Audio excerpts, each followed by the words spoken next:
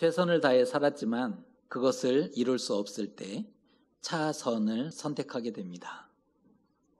최선을 다했는데 그것을 이루어낼 수 없는 겁니다. 그랬을 때 차선을 선택하죠. 솔직히 차선도 나쁘지는 않습니다. 그게 어딥니까?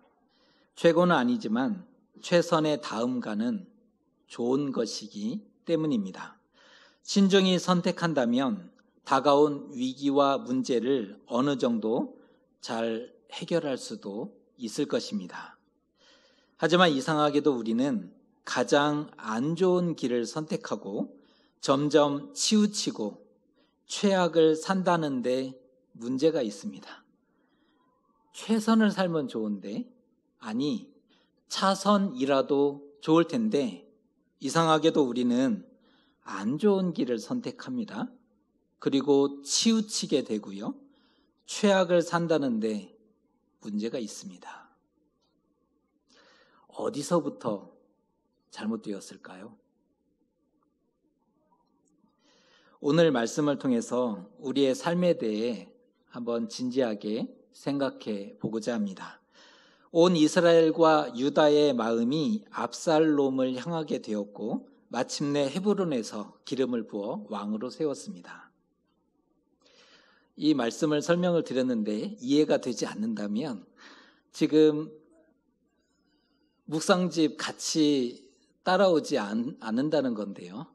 성경을 읽어보면 역사서가 굉장히 어렵습니다. 그래서 우리가 바쁘고 분주하겠지만 우리 일용할 양식 함께 본문이라도 좀 읽으면서 한 주간 힘을 얻으셨으면 좋겠습니다. 온 이스라엘과 유다의 마음이 압살롬을 향하게 되었고 마침내 헤브론에서 기름을 부어 왕으로 세웠습니다. 왕을 세웠으니 얼마나 기쁜 일입니까? 하지만 이스라엘에는 이미 왕이 있었다는 데 문제가 있습니다. 왕이 있었는데 왕을 세워버리게 된 거죠. 설명해 보면 압살롬은 아버지 다윗을 모반하여 왕이 되고자 했다는 것입니다. 이미 압살롬에게는 아히도벨이라는 기막힌 계략이 있었습니다. 믿는 구석이 있었던 거죠. 압살롬에게는 아히도벨이라는 계략이 있었던 겁니다. 다윗이 피난으로 고나고 힘이 빠졌을 때 기습해서 전멸시키자. 다윗과 그의 사람들은 전투에 능한 용사이니 당황했을 때 전열을 가다듬기 전에 속도전으로 밀어붙여야 승산이 있다. 이 계략을 가지고 있었던 겁니다. 역시 아히도벨이 베푸는 계략은 사람이 하나님께 물어서 받은 말씀과 같이 누구도 당해낼 자가 없었던 겁니다. 하지만 다윗의 친구 호세가 압살롬에게 아주 근사한 그림을 선물하는데요. 단에서부터 브엘세바까지 바닷가의 많은 모래처럼 이스라엘을 모아서 이슬이 땅에 내림같이 그 위를 덮어 그와 함께 있는 사람은 한 사람도 남기지 말자. 만일 그가 성에 들어간다면 밧줄을 가져다가 성을 강으로 끌어들여 돌 하나도 남기지 말게 하자. 얼마나 멋있고 근사합니까? 이 그림이 너무나 멋지고 근사했던 겁니다. 그렇게만 된다면 압살롬이야말로 전쟁의 신이 될 수 있습니다. 전설이 되는 거예요. 영웅 중에 영웅으로 인정받을 수 있게 되는 것입니다. 결국 압살롬은 아히도벨의 좋은 계략을 버리고 겉멋에 취해서 벌써부터 기분이 좋아졌습니다. 곧 그렇게 될 거거든요. 이에 압살롬은 바닷가의 모래 같은 많은 군사를 모아서 다윗을 추격합니다. 하지만 기대했던 것과 달리 하필 전쟁터가 에브라임 수풀의 험악한 지역이었다는 겁니다. 넓은 평지에서 싸웠다면 그 많은 군사로 덮어버렸을 텐데 에브라임 수풀의 험악한 지역에서 싸우게 된 거죠. 사방으로 퍼져서 싸우게 되니 적의 매복과 유인책과 게릴라 전술로 인해서 걷잡을 수 없이 무너지고 말았습니다. 그날의 수풀의 죽은 자가 칼의 죽은 자보다 많았더라.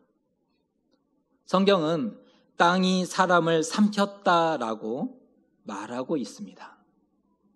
칼에 죽은 사람보다 수풀에 죽은 사람이 더 많았다는 거예요. 마치 땅이 사람을 삼킨 것과 같은 일이 그날에 나타났다라고 말하고 있는 겁니다.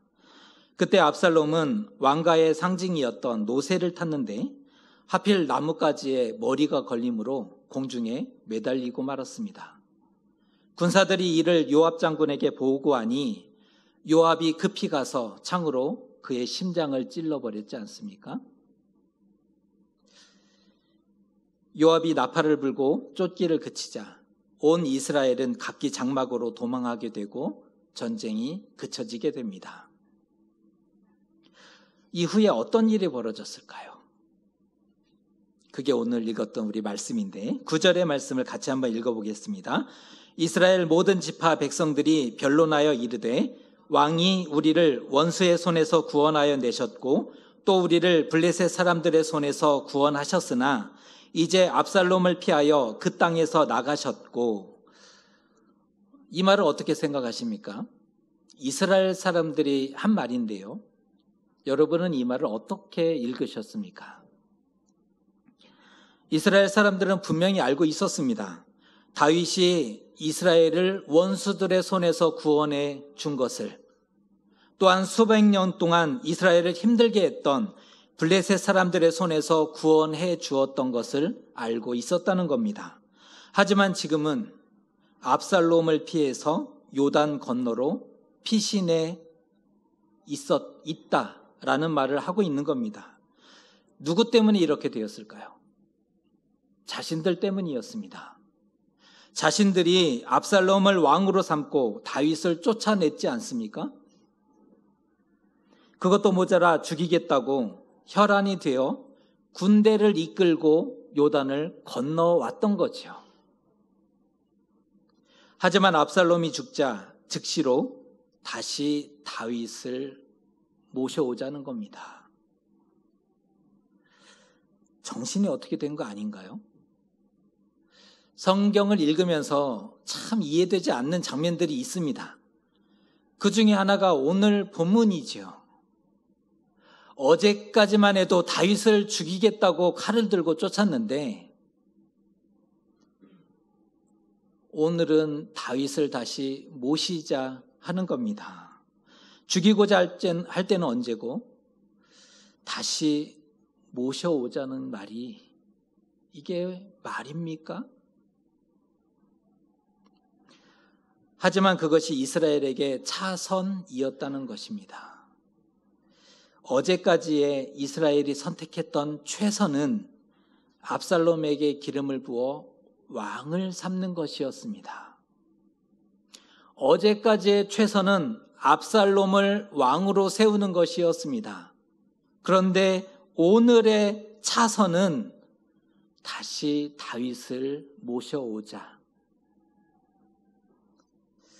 뜻대로 되지 않고 일이 틀어지자 발빠르게 차선을 선택했던 겁니다.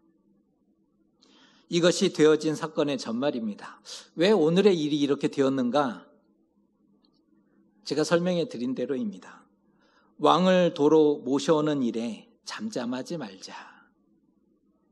다윗 왕을 도로 모셔오는 일에 잠잠하지 말자. 이제는 서로가 경쟁하듯이 왕을 다시 모셔오고자 합니다. 하지만 왕의 형제였고 고륙이었던 유다 사람들이 친척이었죠. 친척들이 다윗 왕을 먼저 모셔오자 일이 그렇게 돼버립니다. 유다 사람들이 다윗을 먼저 모셔오자 이스라엘 백성들이 짜증을 내기 시작합니다. 그 표현이 19장 43절입니다. 읽어드립니다. 이스라엘 사람이 유다 사람에게 대답하여 이르되 우리는 왕에 대하여 10몫을 가졌으니 다윗에게 대하여 너희보다 더욱 관계가 있거늘 너희가 어찌 우리를 멸시하여 우리 왕을 모셔오는 일에 먼저 우리와 의논하지 아니하였느냐? 정말 왕에 대하여 10몫을 가졌습니까? 다윗에 대하여 더욱 관계가 있고 너희의 왕이 아닌 우리 왕 맞습니까? 언제부터 다윗을 그토록 위했을까요? 그러면 죽이겠다고 칼을 겨누고 전쟁한 것은 무엇으로 설명해낼 수 있습니까? 이스라엘은 지금까지 최선을 다해 살았습니다. 가장 좋은 것이라고 여겨지는 것을 쫓았고 선택하며 걸어왔습니다. 최선이 안 되었을 때는 차선을 선택했죠. 우리의 모습하고 같아요. 이스라엘은 최선을 다해 살았습니다. 최선이 안 되었을 때는 차선으로 살았습니다. 머리가 정말 빨리 돌아갔던 사람들입니다. 머리가 좋았던 사람들이죠. 무엇이 이득인지를 따져보고 약삭빠른 행보를 했다는 것입니다. 사람들은 그것을 지혜 있다, 능력 있다, 생존 방식이라고 말할 수 있을 것입니다. 세상은 어쩌면 칭찬할 것입니다. 살기 위해서, 훗날을 도모하기 위해서 당연히 그럴 수밖에 없으니까 칭찬할 수 있습니다. 그런데 성경적인가요? 그런데 본받을 만합니까? 만약에 성경적이고 본받을 만하다면 우리도 힘을 다해 그렇게 살아야 하지 않습니까? 하나님의 뜻을 한번 확인해 봐야 할 텐데요. 하나님의 뜻은 다윗을 통해 하나님을 경외하는 강한 나라를 세우기를 원했다는 것입니다. 그런데 이스라엘이 다윗을 버렸고 압살롬 반역에 가담하게 되었던 거지요. 왜 반역했을까요? 믿음의 문제가 생겼던 건데요. 믿음의 문제가 생기니까 영의 눈이 닫히고 육의 눈이 밝히 열려지게 된 것입니다. 다윗이 왕이 되고 오랜 시간이 지나자 하나님과 다윗의 은혜가 당연시 되었습니다. 하나님의 은혜가 당연했습니다. 다윗이 그 백성에게 행했던 은혜가 당연했던 겁니다. 별것 아닌 것으로 보여졌던 거죠. 하늘 같은 은혜였는데 희미해졌습니다. 작아져 버렸습니다. 겨우 이런 것 가지고. 그때 이스라엘은 새 시대가 밝아오고 있음을 알게 되었는데요. 압살롬 같이 아름다움으로 크게 칭찬받는 자, 성경이 이렇게 표현합니다. 압살롬 같이 아름다움으로 크게 칭찬받는 자가 세상에 없더라. 새로운 시대가 다가오고 있는 겁니다. 머리끝부터 발끝까지 흠잡을 데가 없는 사람이 나타났습니다.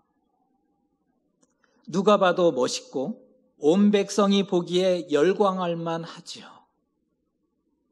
게다가 백성들의 마음을 잘 헤아려 주는 겁니다.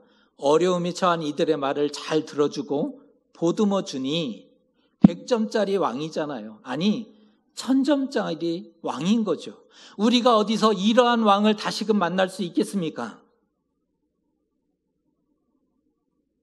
다윗은 백성들의 삶과 고충에 관심조차 없어 보이는데 압살롬이 백성의 그 마음을 보듬어주고 품어주는 게 이 마음이 완전히 뺏길 수밖에 없었던 것입니다.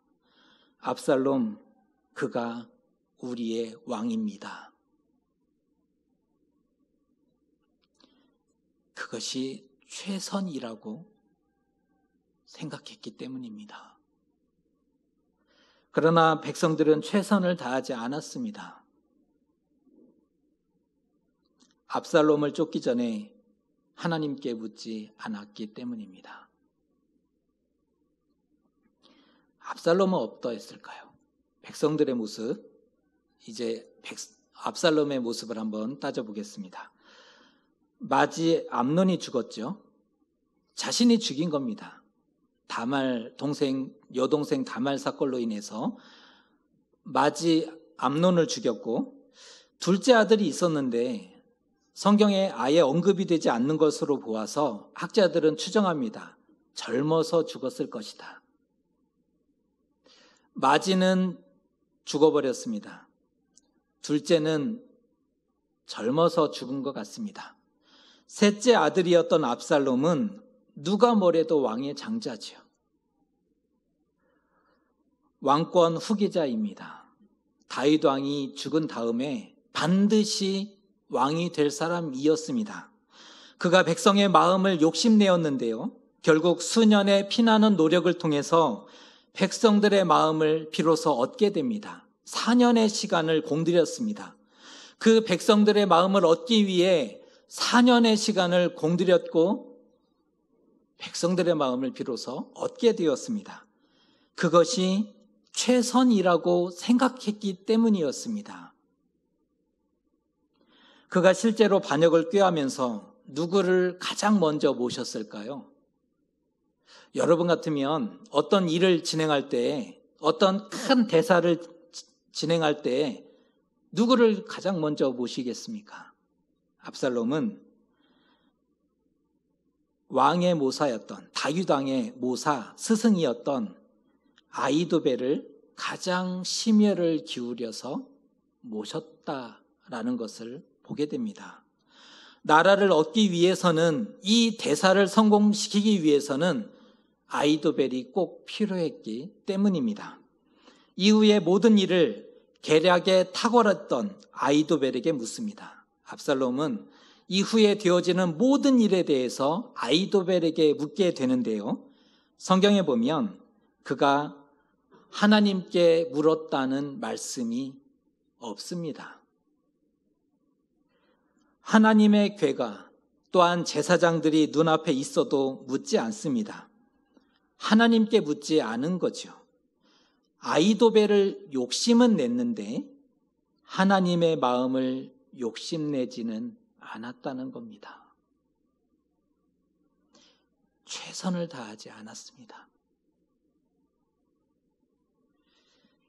구슬에 있을 때, 형 암논을 죽이고 구슬로 도망가 있을 때 예루살렘에 돌아가거든 내가 여호와를 섬기겠다, 자신이 서원했노라 라고 말하고 있지만 그가 헤브론에 가고자 한 것은 반역을 꾀함이었지 서원을 갖기 위해서가 아니었던 겁니다. 반역을 위해서 하나님을 그저 이용했고 서원을 핑계 삼았던 것이지요. 그의 마음에 하나님이 없었습니다. 백성들과 아히도벨의 마음을 얻고자 했지만 하나님의 마음을 얻고자 하지는 않았다는 것입니다. 결정적으로 하나님 마음에도 그가 없었습니다. 압살롬의 마음에 하나님이 없었는데 하나님의 마음에도 그가 없었다는 것입니다. 하나님의 마음은 다윗에게 가 있었고 제사장들과 용사들의 마음 역시 다윗에게 있었습니다. 이게 차이입니다. 압살롬을 추종하여 다윗을 반역했던 온 이스라엘, 압살롬이 죽자 서로 논쟁이 벌어집니다. 변론하고 싸웠다라고 하고 있는데요. 다윗 왕이 우리를 대적들의 손에서 구원해냈었는데, 우리를 그 블레셋의 손에서 고통받던 사사들이 잠깐의 구원과 잠깐의 평화를 가져다 주었지만, 이스라엘 온 땅의 평화를 가져다 주지 못했지만, 다윗이 우리에게 평화를 가져다 주었고 블레셋의 손에서 구원해 주었었는데, 우리가 기름을 부어서 왕으로 세웠던 압살롬이 죽었으니 이제 다윗을 도로 모셔오도록 하자. 그렇게 잘 알고 있었다면 반역을 하지 말았어야 되지 않습니까? 하지만 압살롬이 죽자 언제 그랬냐는 듯이 다윗을 도로 모셔오려고 합니다. 다른 대안이 없었기 때문입니다. 지금의 상황을 어떻게든 수습해야 했기 때문이지요. 맞습니다. 지금의 상황에서의 차선은 다윗을 다시 모셔오는 겁니다.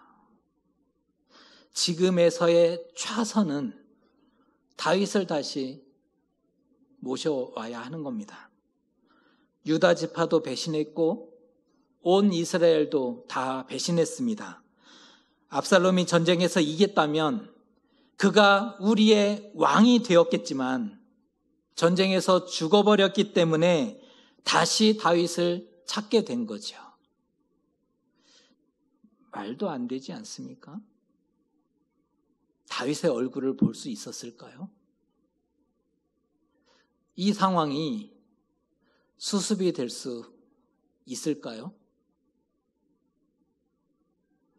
얼마나 부끄러운 일입니까? 얼마나 창피합니까? 어찌하여 일이 이렇게 되어버렸는지 부끄럽지 않습니까? 창피하지 않습니까? 왜 이렇게 되었는가? 최선을 다하지 않았기 때문입니다. 오늘 부탁드리고 싶은 것은 삶에 최선을 다하시라는 것입니다. 삶에 최선을 다하십시오. 백성들의 최선은 하나님께 묻는 것입니다. 압살롬의 최선은 백성들의 마음과 선생님이었던 아히도벨을 얻고자 하는 것이 아니라 하나님의 마음을 먼저 욕심냈어야 한다는 것입니다. 그게 최선이죠. 우리도 지금까지 나름 최선을 다해 살았습니다. 돌아보세요. 여러분 스스로 돌아보시면 정말 최선을 다해 살았는데 그러지 않습니까? 나름 최선을 다해 살았습니다. 그런데 최선이 무엇일까요? 최선이 무엇일까? 최선이 무엇인가? 맡겨진 삶을 수고하고 노력하고 땀 흘리고 인내하고 불가능을 가능으로 만들어내는 것이 최선이 아니라는 것입니다. 우리는 지금까지 수고하고 노력하고 땀 흘리고 인내하고 불가능을 가능으로 만들기 위한 최선을 살아왔지만 그리스도인의 최선은 그것이 아닙니다. 하나님께 물었는가? 하나님의 마음을 욕심내었는가? 그것이 그리스도인의 최선입니다. 하나님은 우리에게 왜 최선을 다하지 않았느냐라고 물으실 것입니다. 우리가 이후에 하나님 앞에 설 때 하나님은 물으실 겁니다. 왜 최선을 다하지 않았느냐? 저에게 가진 능력이 너무 보잘것없어서요. 제가 가진 재물이 하나님의 일을 하기에는 턱없이 부족해서요. 변명하거나 핑계댈 수 없을 것입니다. 저는 그저 차선에 만족하는 삶을 살겠습니다. 이런 마음이십니까? 저는 그냥 차선이면 됩니다. 이런 마음이십니까? 믿음의 문제가 생기면 차선으로 수습만 하는 인생이 될 수 있습니다. 최선의 모습으로 살아가는 삶이 아니라 그저 차선으로 수습만 하는 인생으로 걸어갈 수 있다는 것입니다. 어떤 일을 할 때의 최선은 하나님께 묻는 것입니다. 무엇을 얻고자 할 때의 최선은 먼저 하나님의 마음을 욕심내는 것입니다. 부탁드리기는 최선을 다해 사는 삶이 되셨으면 좋겠습니다. 하나님이 기뻐하실 것이고 하나님 마음에 여러분도 있게 될 것입니다. 하나님 마음에 있는 저와 여러분의 삶이 되시기를 주님의 이름으로 축복합니다. 기도하겠습니다.